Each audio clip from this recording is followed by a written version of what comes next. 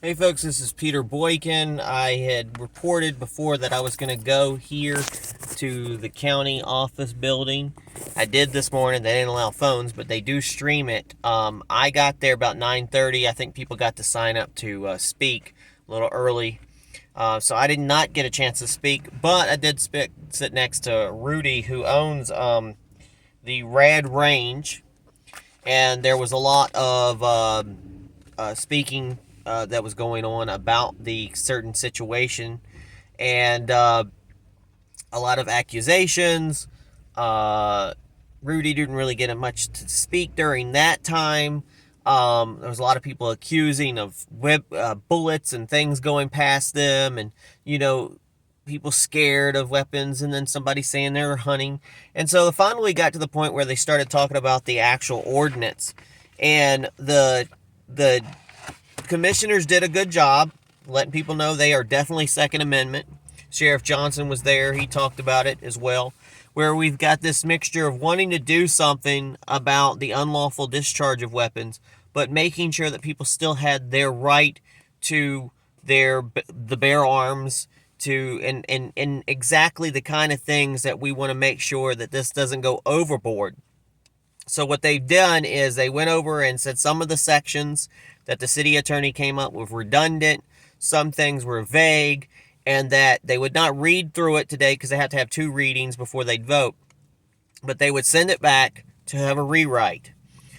During this time, Sheriff Johnson was called up to speak about it, and he talked about what was going on. And then finally, Rudy, because they kept asking questions and stuff, he was able to, as an expert witness of owning a gun range, was able to attest about the situation and how he did everything properly, how his range does.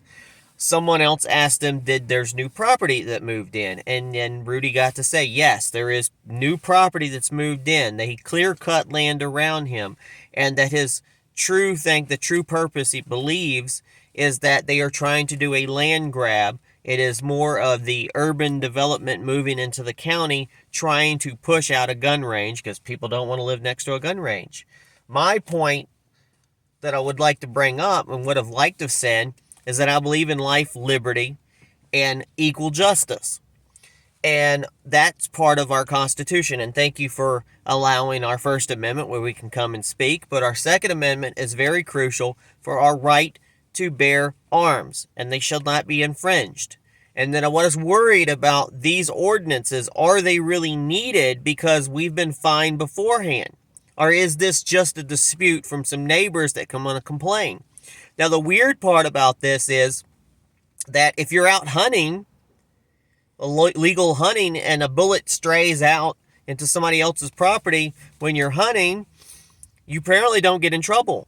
But if it's any other case, you're shooting at cans or something like that, or you're at a gun range and it goes out, then you can get charged. Because this is the concern that I think Rudy had the most, was that the person shooting would get charged with a misdemeanor, class 3 misdemeanor, plus a $500 fine. But the entity, the person who owns the business, could also be charged with that fine. And so what would happen is, how do you determine this? And then the other problem is, how do you not know that these neighbors are just making it up? So what's the point is people wanting to sell their land. They could be setting him up to trying to make his business go out of business. From Rudy has said, he's gave me this nice packet and everything, that he's done everything he can to lawfully ensure that people are operating guns properly on his property. He has shown his property lines. He has rules. He literally has rules on what to do, and he will make sure that people do everything they're supposed to do. His worry was that he would somehow get charged and put out of business. Someone lied, said that they served alcohol out there. He does not. This rule states that you do not serve alcohol.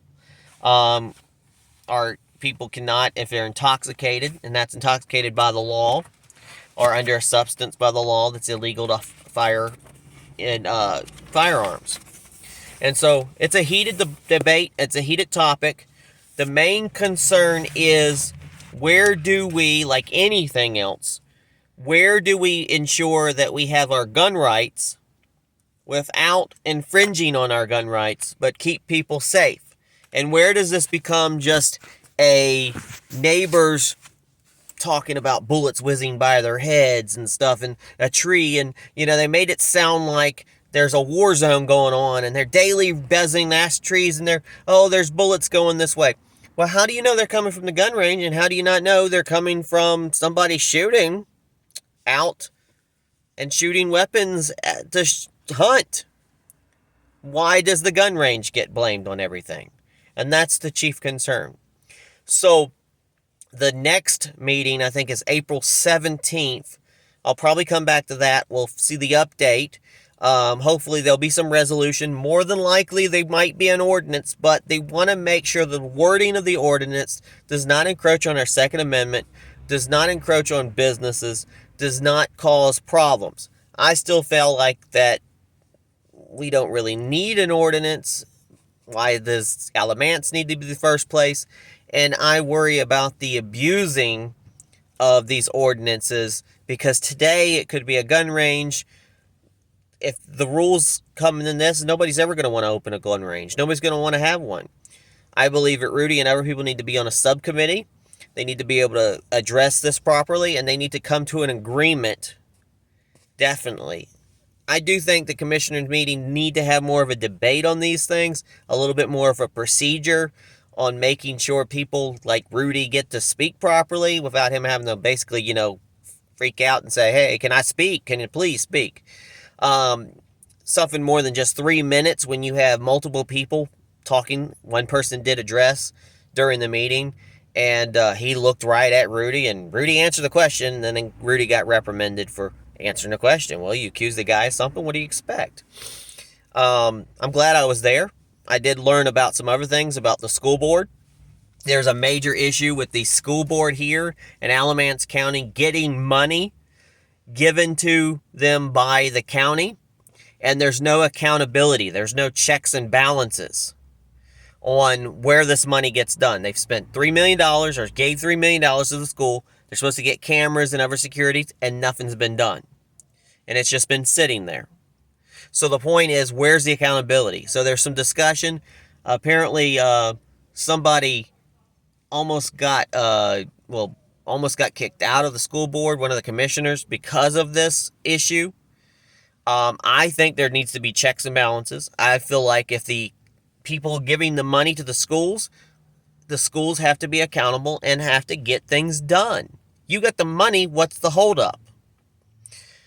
Is something else majorly going to happen where the safety and security of the children in Alamance County, does something like that have to happen? And then people will go, where were the problems?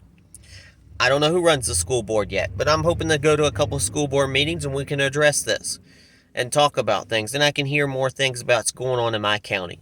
So if you've got something going on in your county in North Carolina, or you've got something that you need me to come speak on, something interesting in the North Carolina area, let me know. Let me know when the meetings are, and I will try to get to those meetings. I will sit in. I will address these issues. I'll say what I need to say to help you out. That's what I'm doing.